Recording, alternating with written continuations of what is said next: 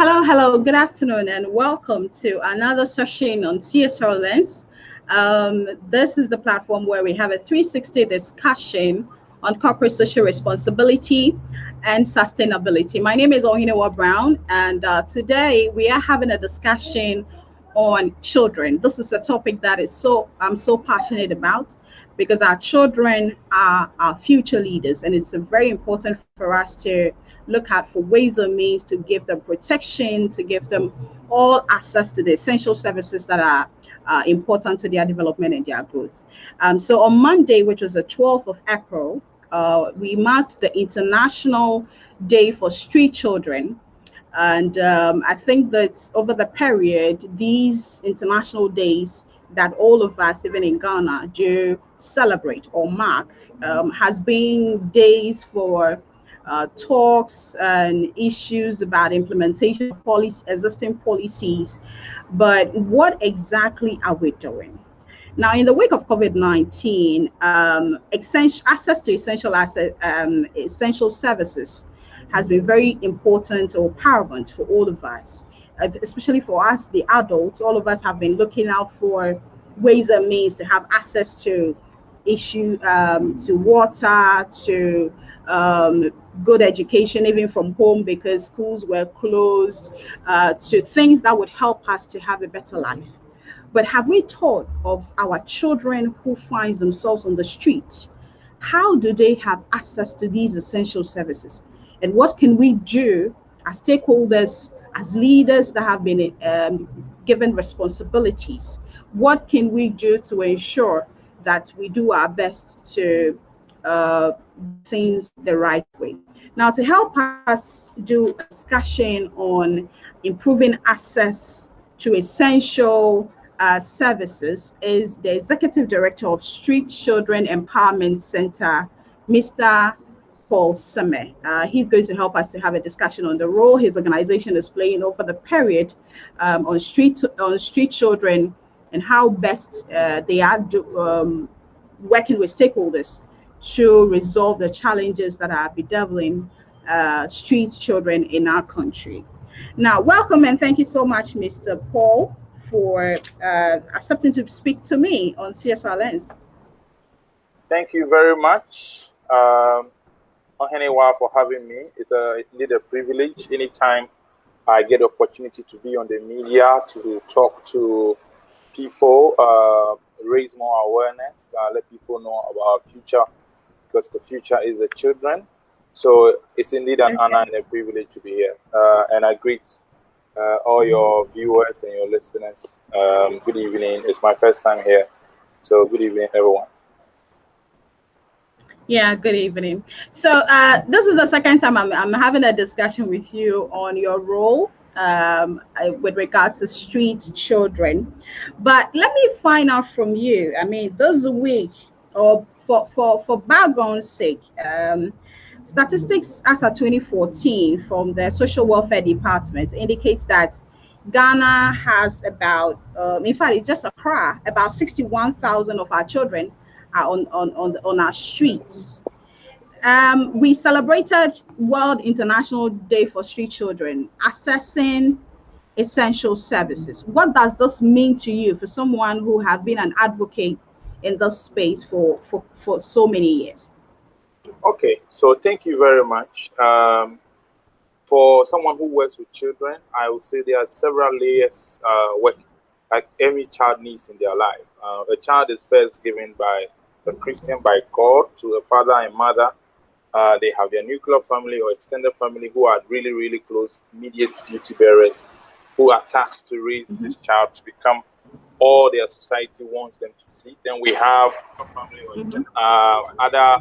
the society, which will involve school, which will involve church, which will involve any sets external from the nuclear family that raises the child. Then we have a government that has the ultimate responsibility. That is why anybody has a child and decides to do anything abusive to them, the government can take them home. So although the child is born to a nuclear family, the responsibility of that child is not only lying on that family. So I will take it back a bit from that point and say that So every child that is born, if you as a government, if you are responsible for every child that is born, and you don't know the numbers of children that are born in a day, then you are not in charge.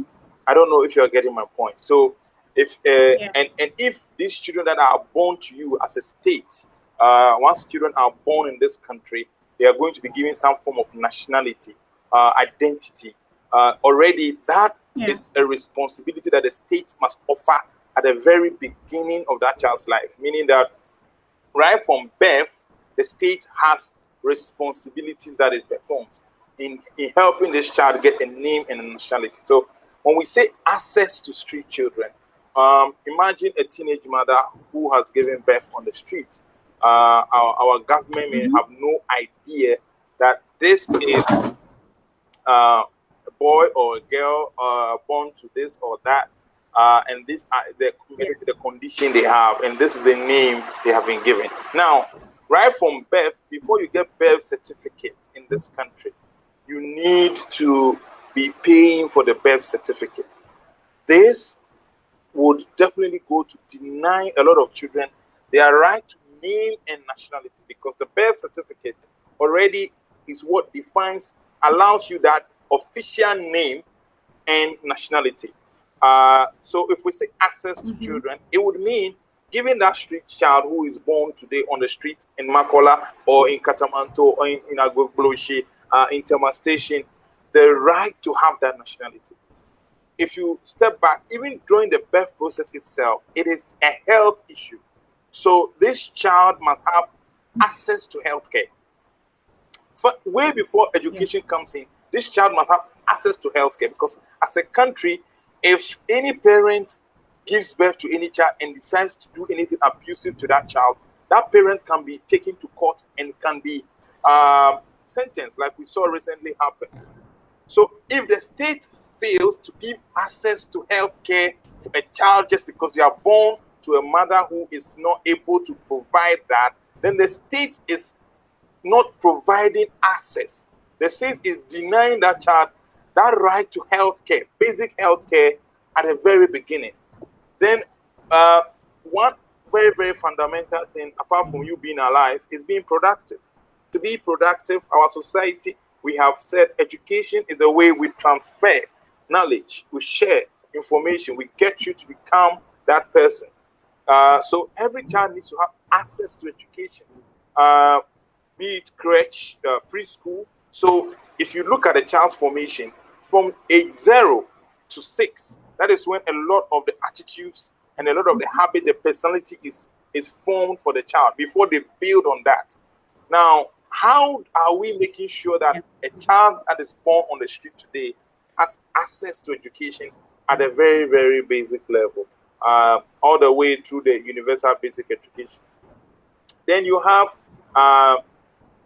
the right to shelter, you have the right to decent living, feeding. All of it relates to making that child a decent human being. So whether you are born to mother A or family A or B, as a child you don't choose.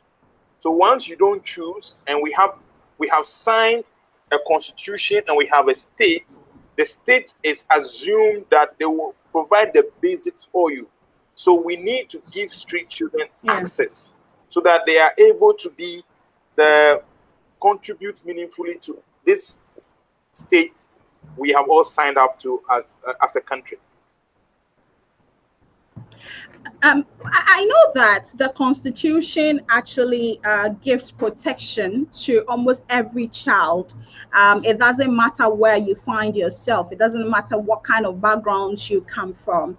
I mean, as a country, we understand that this is what the Constitution says, but then we are failing to give protection to these children. I mean, is it an issue of our inability to get it done, or this is just a failure on our part, on the part of our leaders? I don't think that using the word failure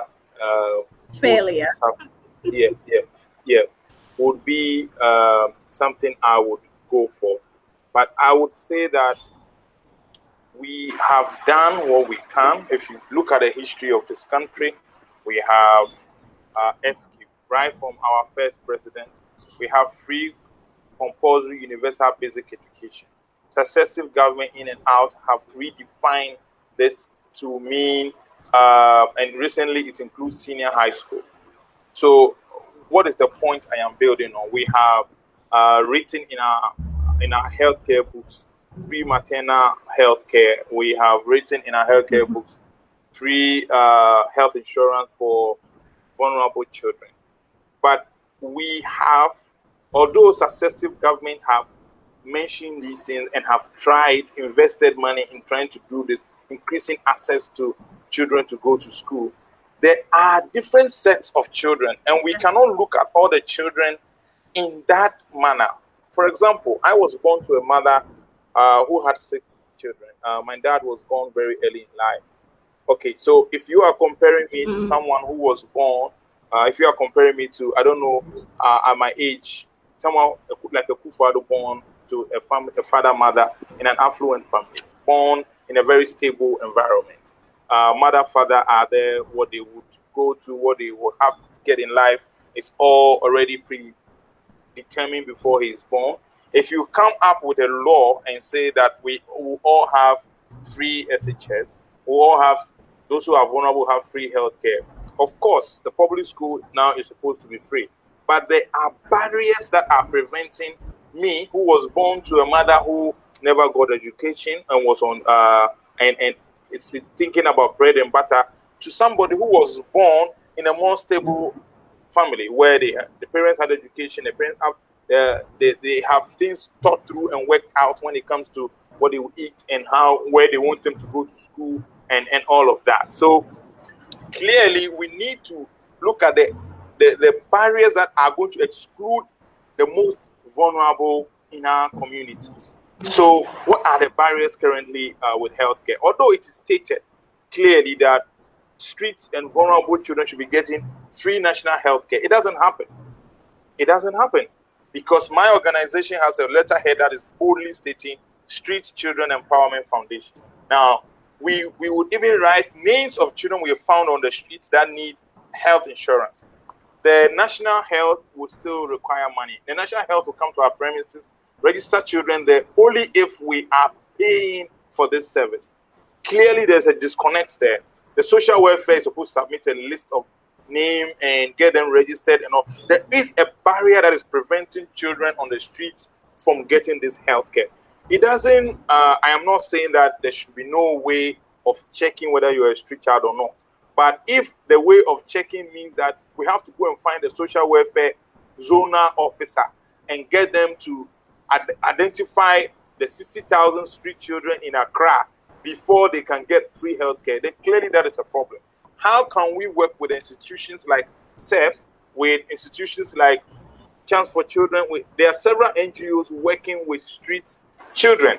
How can we use them as key experts to be able to help identify children like this so that they are able to get a free healthcare? It's a very simple puzzle to solve, right? Because if we are working with street children, then if you want street children to get free health care or national health insurance, then you just come to us. Social welfare certificate is there because that's what the social welfare certificate is for.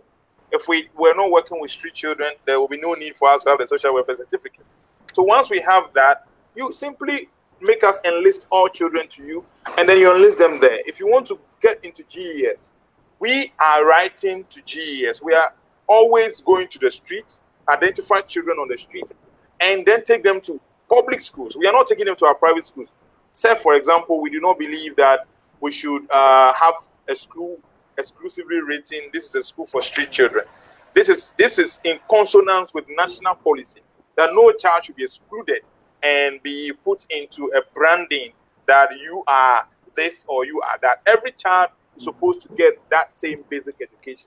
But we take them to GES, end of term exams, they have to pay extra classes, they have to buy their exercise books, they have to buy their uniform, they have to, in some cases, pay utility bills, electricity, water, security man fees.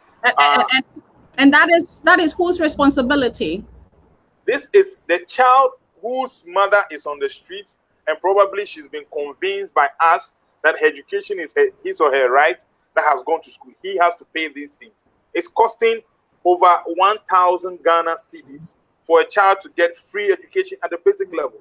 This is certainly not something that we can say we are giving enough access to children, to especially education.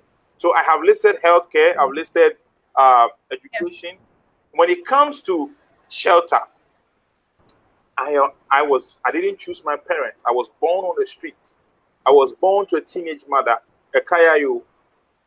We sleep in the mercy of the weather. Whose duty is it?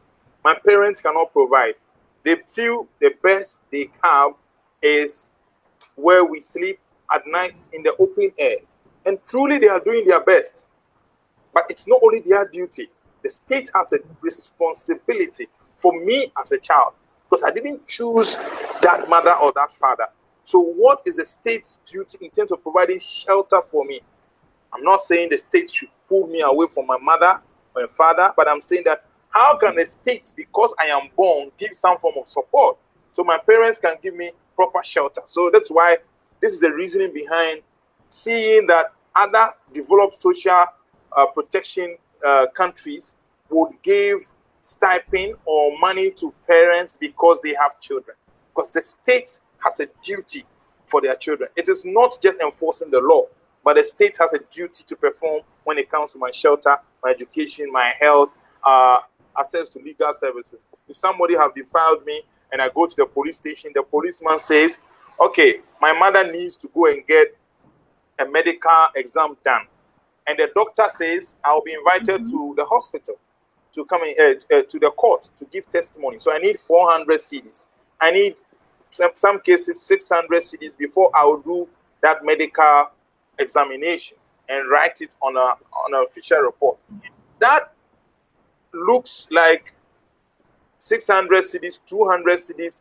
It's not for the court, but it is for you to get your medical exam written. But that is a barrier to me getting justice. I have been defiled as a girl. The constitution, the state that I live in must give me justice. The state must go after this person, Protection. yes, and make sure that I get justice. So me being denied justice because I do not have money to pay should not be happening in a republic.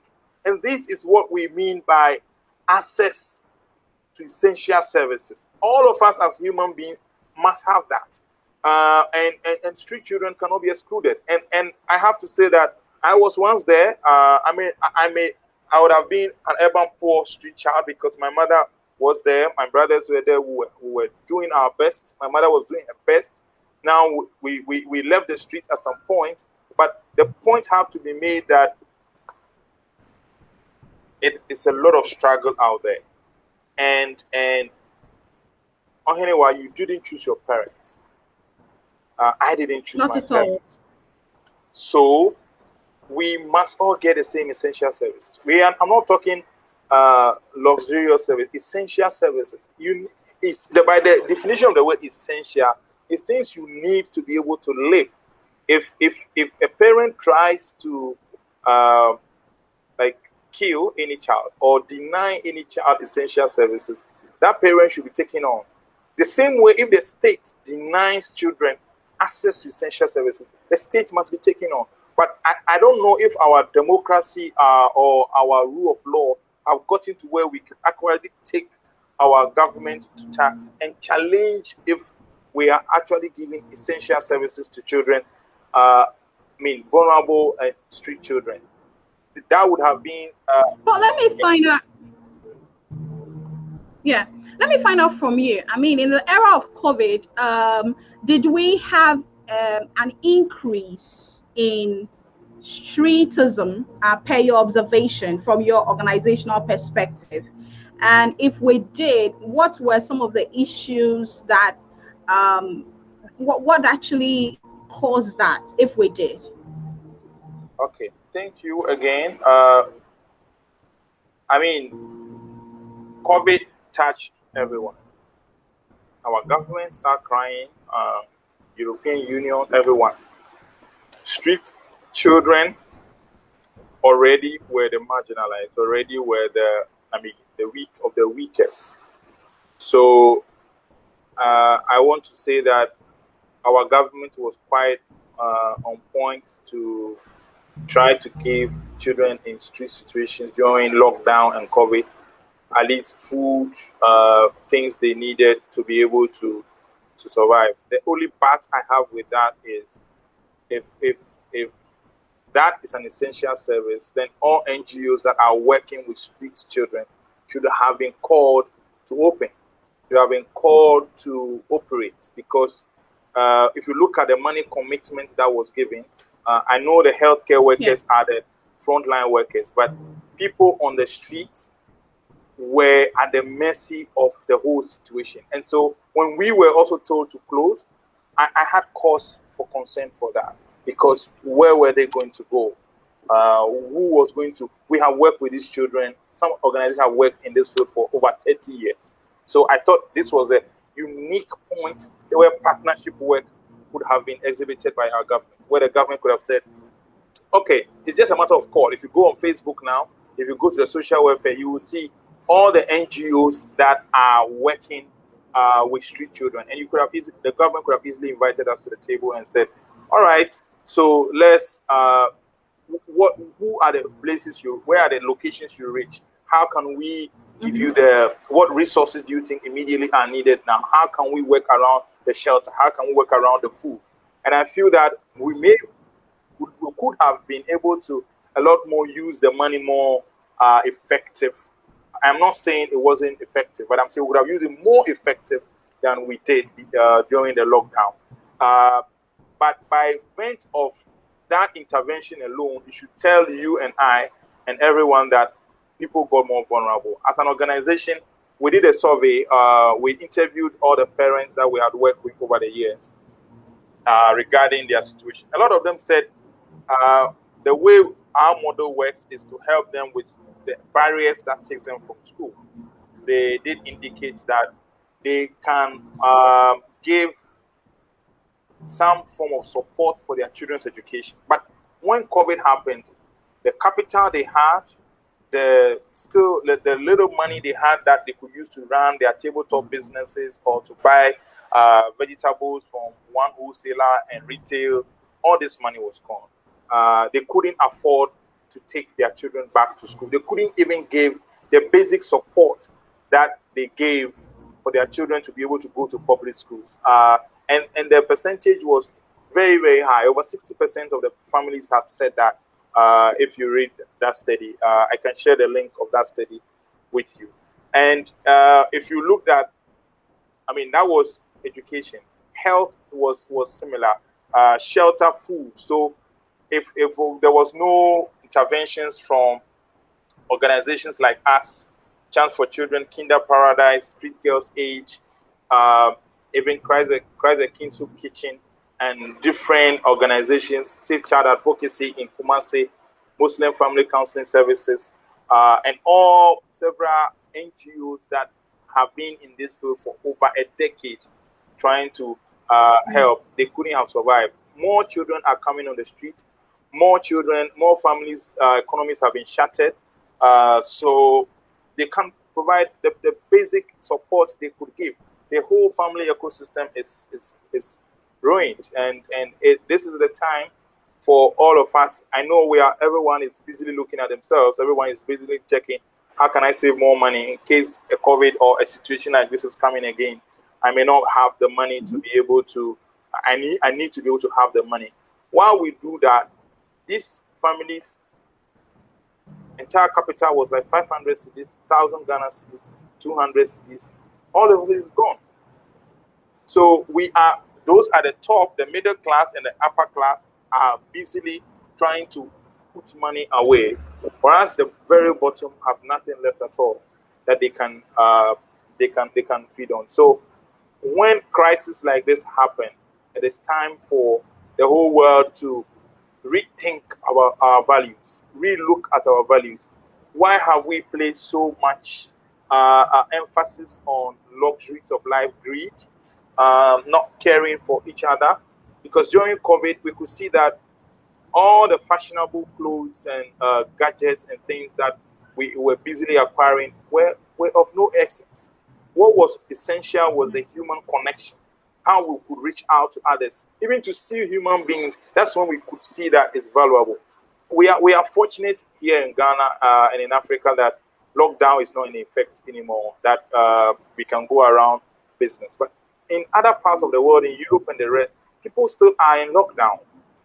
And they are appreciating the value of human relations. If over 600,000 children are on the streets across Ghana, and we do not care in a time like this, then there's no other time we will care. So this is my direct appeal to the government or anyone who is watching. This is a time for us to re-evaluate our lives and help build safety net for the very vulnerable. Because if you are running a business and in the next matter of 5 years, majority of the people cannot afford to buy your products, then your business is going to be out of business. So we need each other.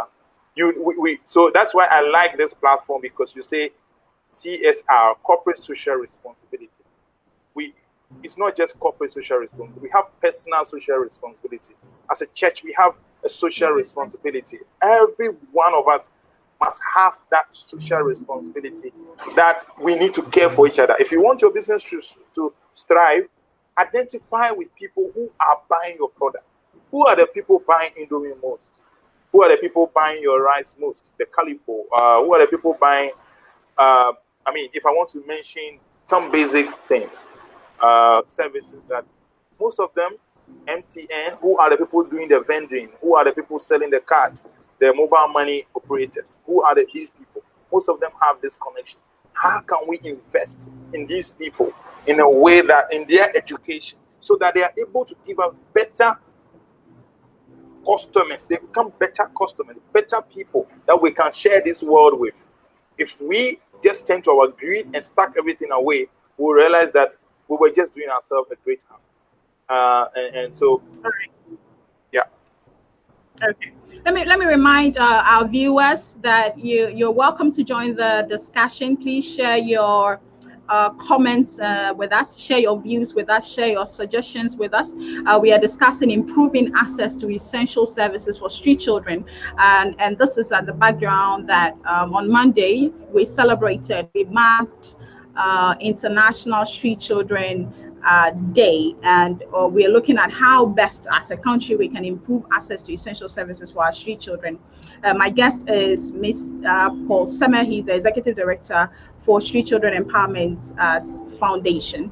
You can also share the platform, share the link with your friends, let them join the conversation. Let's have a fruitful discussion. I'm receiving some comments. We'll deal with them later when I'm reading the comments. Now, Paul, let me find out from you, Street Children Empowerment Foundation. I know you have been in existence for so many years. In talking about access, security is also one of the most important things for these children, because most of them are exposed to a lot of things when they find themselves on the streets. It could be sexual harassment, it could be child labor, it could be all manner of things, physical abuse, among others. Now, from your end, let me find out from you, how do you provide security for these children who you are able to rescue from the streets? Thank you very much. To say sexual harassment, I don't know if that word may be known as much as rape is known on the street. Rape, yeah. Sexual harassment maybe may apply more to our corporate settings, but on the streets, I work also as a paralegal, and I have counted so many cases where a lot of girls, mostly the boys, are taught to shut up completely, so they don't even voice it. A lot of girls have been sexually abused, and they do not get access to justice. Like I enumerated earlier, it's heartbreaking. It got to a point. We don't have funding for this kind of things. You don't have the basic support pillars. And when you go through legal aid, which is the government department that is marked to do this, you kind of get a sense that as a country we have not done enough to give access to legal aid, security of children, because recently we have seen an upsurge on Facebook. Every other day I see missing, looking, and everyone is sharing out there. Do we even know the number of children out there on the streets? Or anyone? No, this is serious. Oh. You see, the last head count that was done, it was done in 2010, 2011. What you saw the social welfare published. That's how far back. It's over a decade or anywhere. It's over a decade. So if you do not know how many children are out there on the streets, and as a mother, I am looking for my child, I may never find that child. And anybody, any mean person can do anything to these children, and nobody would trace it, can know where they are. Because as a country, we are waiting for donors to help us count our own children. Is that what we are saying? Because the last head count was done with a donor from France. As a country, we can't count our own. This is very pathetic. I don't know what it would take for the National Population Council, together with the department, bringing stakeholders together and doing head count. I know our own national population census, we are getting on the way where we are going to have that done again. But is there a special focus on excluded groups like street children? I know NHI did something recently where they put out biographies of the working standards of people that registered on the National Identification Authority. Are we paying attention to getting the figures out there on the street? Because that's where you start from. When you talk about security, that's where you start from. And if there are estimates that in Accra, there could be 100,000, there could be 200,000, that in itself is a national security issue. And I keep raising that.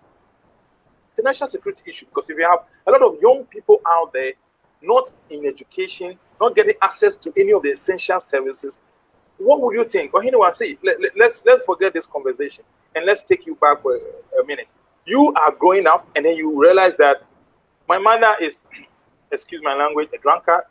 My dad is not, is an ex-convict. I have a case like a real case like that. Now, I say I'm a Ghanaian. They say I'm a Ghanaian. But there's nothing Ghana is giving me. I bear the name Ghanaian, but there's nothing Ghana is giving me. Everywhere I go, the teacher is turning me away because I don't have money. The health workers are turning me away because I do not have money. Legal services are turning me away. What would you think? What would be your feeling towards this country we call Ghana? How would you feel, or anyone? How would you feel? Would you feel that this country is fair to you? Would you want to be fair to this country? Because everywhere you go, people are denying you access to things just because you were born to a mother you cannot choose to be born to. And your republic is not giving you access to all these things because you were born to that mother. That is not fair. That is something that we need to relook at. And successive government in and out all have social protection things. But I feel that when it comes to the area of street children, we've not even scratched the face of this problem. We have not scratched the face of this problem. We need to wake up. We need to have more conversations like this. We need to have national conversations. Our president listening, incoming aspiring president, needs to be having conversation around this topic, because that is where the work is. Trust me, that is where the work is. We had an MP shot, killed, and then my work is tagged. It's a street boy. Yeah. It's a street boy. Well, in as much as I won't say he had the right to do that, what did the country do to prepare him not to do that? That's the question. What did we prepare? How did we prepare him in a way that he would think that he should not be doing that? Who have been giving him that kind of support? What is the mental state? When we talk about mental health at all, we're talking about just a basic essential health. But what is going on in people's head and mind sometimes also need that should be categorized as an essential service. But we are just talking the physical health. I have malaria, I have cholera. Children on the street are dying from these things in the 21st century. And we make, so when we are making noise about COVID, they are like, you know what, COVID, we've been dying from very basic things. So when you come and say COVID is far-fetched, I mean, you get what, although we are trying to educate them, they feel, have you guys ever cared? So until this sickness can kill you, now you want us to stay away? How about we dying from malaria? How about we dying from cholera? How about we dying from common headaches that we get on the street and we don't have access to that para or that? We have to pick scrap, we have to sell water, we have to work, we have to do prostitution to be able to eat. So security, I don't want to go there because this should not be had on an online discussion. But our security officials know that having 100,000 children out there on the street without access to essential services, I think I have scratched the face of the problem. That is a major national security issue, and we must, yes, and we must rise up. Right, because I remember very well when the issue on these children who murdered that 10-year-old boy, I think the discussion on some of these things came up, the level of threats that we are supposed to be looking at as a country when it comes to these street children. But let me find out from you, I mean, anytime we talk about streetism, I think we put everything in a broader bracket and say that it is a result of poverty. But are there other causes? Because I know that there are some children, for instance, last night I was in a conversation where Nanaba Namwa was there, and she talked about how she's tried to even help a gentleman move from the street, but she's not been successful. He keeps going back, even though he was able to get him a job. She was able to get him a job. So what are some of the root causes of some of these things? I mean, the issue of streetism. What are some of the street causes, aside the generalization when it comes to poverty issues? What have you identified in your years of work? Number one, and very sad, is that we have dysfunctional family structures. If I say dysfunctional family structures, on anywhere you find a young man finds you attractive, both of you are engaged in conversations, you find trust with each other, you're in love. The next time you know it, you are talking to your pastor. If your pastor started his church yesterday, before you know it, you are blessed, you are married. Proper preparation of what it means to start a family may not have happened, may have happened. Even if it happened, in most cases, depends on the sect of church or religion's own ideologies. But as a country, we do not have a proper structure within which a family should be like constituted. So they start a family, they are having issues. There's no centers, there's nowhere, counseling centers, any parent can say, I walked in, I had a baby and it's too stressful. I didn't know it was going to be this stressful. I am thinking of giving up. Can I quit being a mother or a father? Where can they go to? When people are having this mental discussion, where can they go to? Not too soon, this thing becomes an abuse issue because the mother has no information, the mother has nowhere to go to get support, and then it becomes an abuse. So you will see a mother, for example, think that the best way I can go about it is, well, how can I get popularity? How can I make money? It's a bread and butter issue.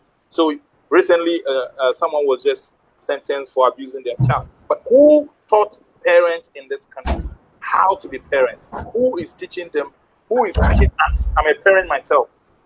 The basic things we need as parents. And when there are struggles, teenage age of rebellion, we all rebelled at some point. We all did things that our parents, cried sometimes over. They thought they were the strong ones, but we all, one way or another, did things. When that rebellion stage comes, what kind of support do we give to parents? With the police? So the dysfunctional family structures, and people think that abuse is only when a mother have taken iron and bent a boy or a girl and it's visible, and the police can then charge. But let me tell you, there are a lot of children walking on our streets who it's almost like articulated truck have run over them. But because it doesn't show on their body, we think they are okay. We think they are okay. So the fundamental thing of abuse, the emotional, psychosocial, mental things drives a lot of children to go out there. A lot of it. I have seen a girl who left the house because she was tagged by a pastor that she was a witch. And she also had her own ways of being lazy, don't want to do anything, and all of that. So her parents were having this struggle, constant friction.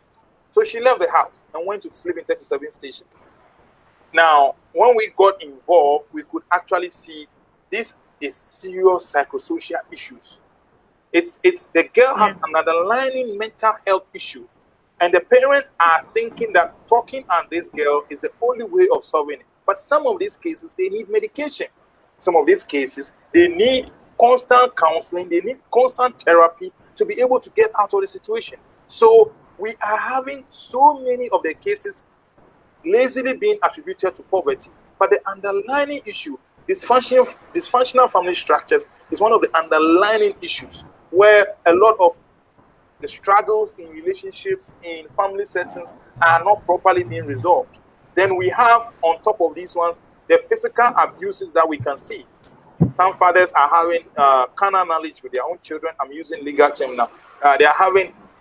They are defiling, they are having sex with their children. They are attempting to do that. Some mothers are doing sexually abusive things to their children that is making them want to leave, or relatives around them.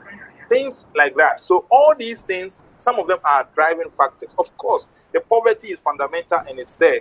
But one of the key factors is what I have mentioned, dysfunctional family structures. Then there is increasingly the gap between the rich and the poor in this country. There is no middle class. As it stands now, I don't think that we have a clear middle class in this country that we can say are earning decent. It's either you are poor or you are rich, and the gap is widening. So that widening gap makes people feel that they need to how can they quickly make money? How can we quickly make money? Our family is generations behind. These people, their families are generations ahead. So maybe this is where the quick money syndrome is coming from. So if I come on TV and I say, oh, if you bring me 1,000, I'll double it for you. Yay, that's a quick way to cut the corner and make it. And we have also a big thing of corruption that is eating us, that everywhere we, even street children turn, they see duty bearers collecting money on the streets all the time. They see hospital people, when they have to give them essential services, wanting money, no matter how small, from them. So these things fuel a desire for people to want to cut corners and do things that would give them money quickly, which most times we attribute the street for being able to do. So that is what these are some the main proponent. Then in the middle of this is partnership work. Like Nanaba Namwa is doing. She's doing a great job, but she needs to connect.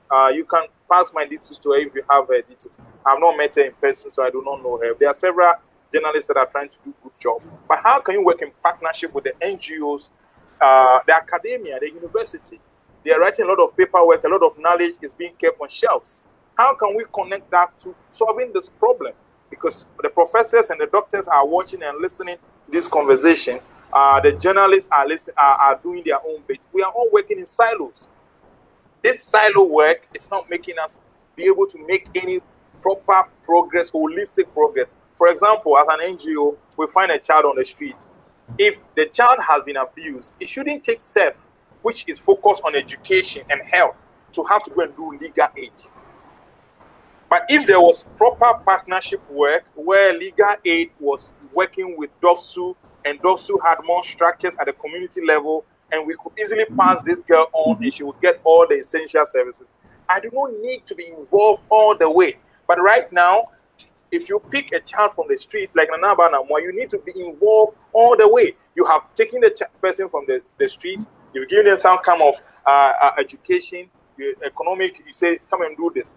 But the person is having mental health issues. Clearly, going back to the gutter or to the dump where you pick that person, you can, in some cases, I'm not saying in this guy's case that's what he has, because I don't know this particular case. But in some cases, there is a need for them to have therapy, meet a counselor.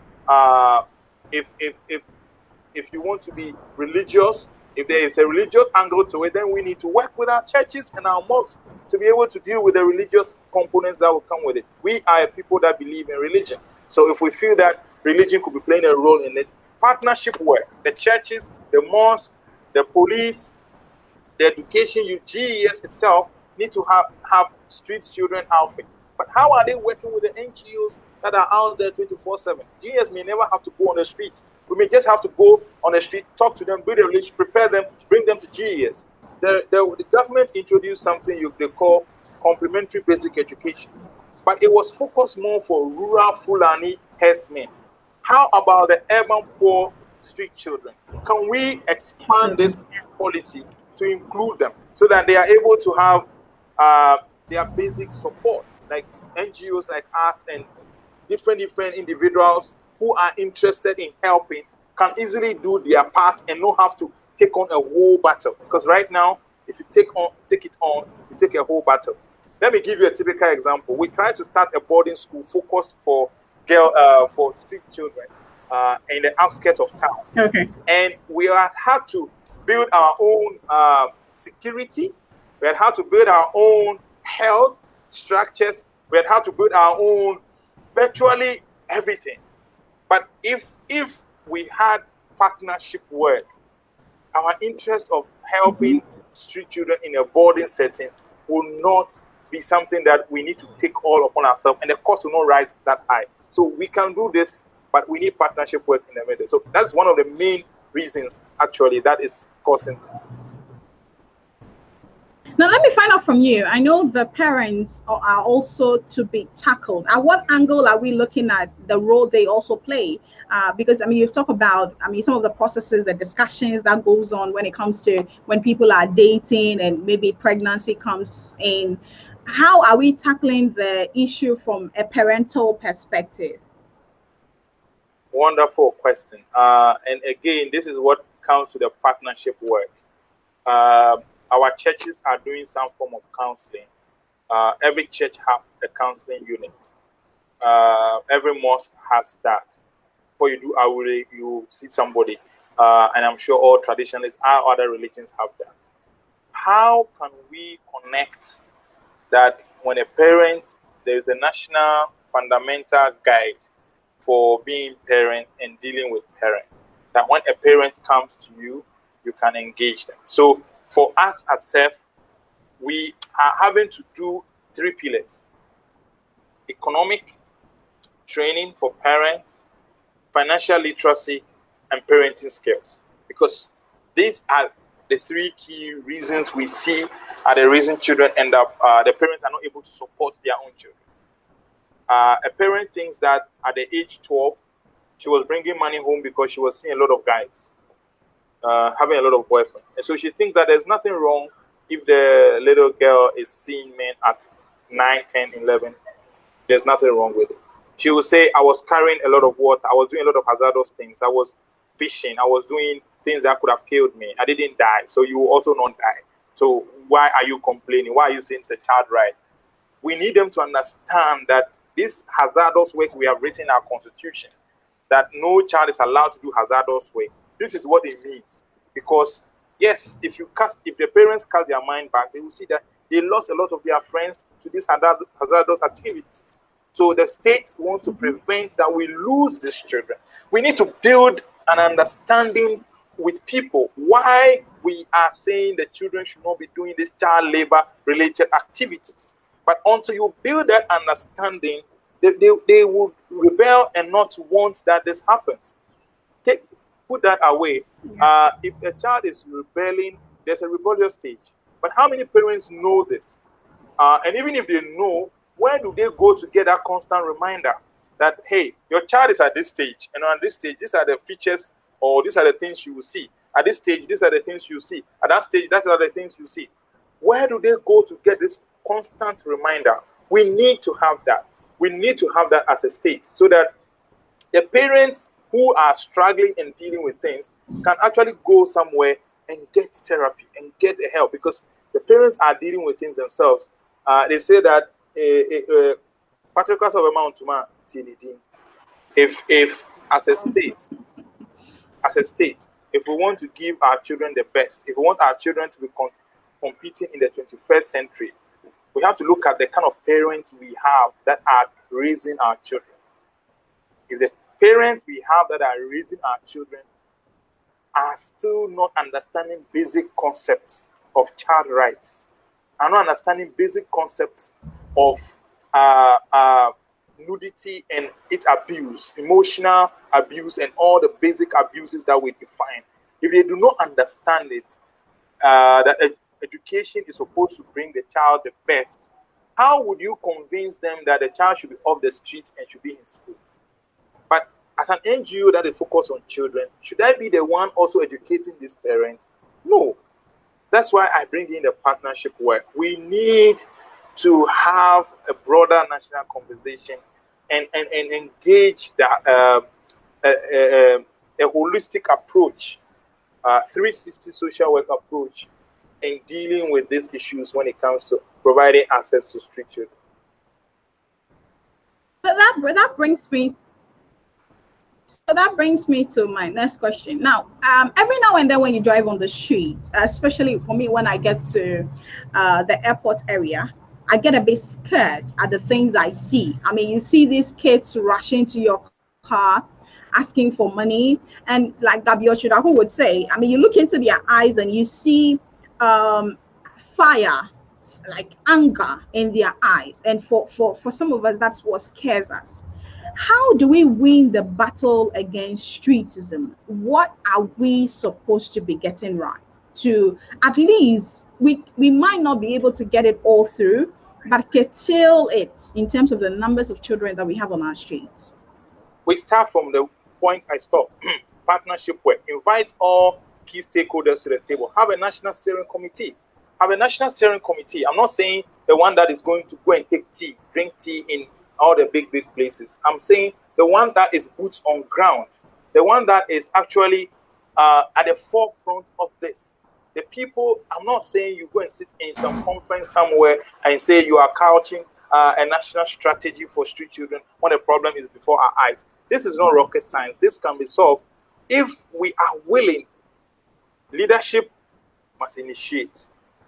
Leadership must initiate. A lot of people will be are willing to commit resources to this. COVID-19 taught us. One individual, together with other organizations, built a whole hospital. This should tell you that the Ghanaian is not apathetic to having change. No, it should tell us that we actually want to see the change, but we want leadership to initiate the process. As an NGO, I cannot go and instruct the ministry to come and have partnership work with me. Same as the universities, same as the media. But if leadership says, okay, this is a problem, Gabi has said it, Anaba have said it, Paul is saying it, Kina Paradise is saying it, Ohiniwa is saying it. Let's sit down. Guys, how can we move forward? We put up a national plan, we share, we communicate, just like it was done during COVID. We can actually address this problem that other West African countries, the whole world is struggling with street children problem. Just mind you that. But we can have a solution that the whole world can look up to us and say, indeed, this is Nkrumah's Ghana. Because again, they are leading the charge in solving this. But if we sit in our silos, if we sit in our various places and we decide to just complain and write on social media, that is not going to solve it. The first thing is pick up the phone, pick up the call. Street children, our contact details are all there. You can give us a call. You can call all the other key stakeholders, and let's sit on the table and have actual, practical, boots on ground, holistic social work solution for this problem. Paul, we have celebrated we've marked the International Day for Street Children. What milestones should we be setting for ourselves as a country? How do we get there? I mean, every now and then we keep celebrating or we keep marking the day. I know government agencies will go and sit down in conference rooms, just talk, is always the rhetorics. We are not doing much to, as you've elaborated over the conversation. What yardsticks are we supposed to be setting for ourselves going forward, at least before we mark the next, the 2020 International Day for Street Children? Thank you. And I think your platform, CSR Lens, is you are doing your bit, but it shouldn't stop with just this conversation, this interview. Awareness is the general thing. There's nothing to celebrate about an International Day for Street. There's everything about awareness. That's why SCEF, my organization, together with all the NGOs that have been in this industry, Future of Africa, Chance for Children, Street Girls Aid, Kinder Paradise, we were all out there on the streets. Simple messages carrying placards that reads, street children, whose responsibility? Whose responsibility is it? That's the basic question we're asking. We have to raise the awareness enough. Somehow, we are not angry enough as a people that we want to solve this. So I would be very unhappy to grant interviews again next year when we do not have a proper national conversation going on. So the media leads the chat. You are the invisible force in this country, and social media is beginning to chat that. Anybody watching this must share this. We shouldn't share it only today. We shouldn't share it only tomorrow. We must share it every other day. We must share it every day. We must write about it. We must be angry enough about it that we have the power. We elect our leaders into power. So we must be angry enough that they will see that we want this change. But if we are just going to, because it's a day to mark, we just mark it and talk and get all sensational and forget about it. The COVID that even made us invest 1 million Ghana cedis is not gone, and we are already forgetting this. I thought that right after COVID, there will be a national steering committee for street children and vulnerable people, but I am not seeing that, and that is what we are calling for. That is what Ohiniwa you should be doing. Constantly, any platform you find yourself, it doesn't have to be poor. Raise that awareness, and you can join our group. Come closer. We are forming a group now. Dr. Denchi is leading our group, Ernestina Denchi from the University of Ghana Center for Social Policy is leading this chat. So we are calling on everyone. Join us. Let's build that conversation. Let's keep going with this so that we are able to actually come up with a solution, because all the resources, like our president said, are in this country. Ghana beyond 8. Mm-hmm. How can we make that happen for that street child? Very, very important. Great. Now, there was a question earlier. Thank you so much, but I want you to address this briefly before we wrap up. Robin Eblin says that you earlier you were talking about abuse of children, and so he wanted to find out, are there numbers for abused female children, and how big is the need to do projects on female focus? So if you could briefly address that. Yeah, I do not have the facts. The numbers, figures, okay. Because I think that the only figures we even get is from DOFSU, and mostly it's focused on parents. It's not focused really on children. I am yet to come by a national statistics that talks about the number of abused female children. But again, it points to the fact that we don't even know the numbers out there. We don't know the general numbers to know the kind of abuses they go through, to know the number of girls that are being abused. But I would say that it's a really, really big problem. A lot of teenage girls becoming mothers, and mostly from rape, mostly from defilement, from sex work, because they thought it could be lucrative. There's genuine cases where girls are getting involved with other young boys, but it's a big national problem. The numbers are not getting less. A lot more children are coming out there. And Robin, thank you very much for this question. But a lot more needs to be done here. Street Girls Aid and other NGOs that are girl focused have done this before, but are still doing this.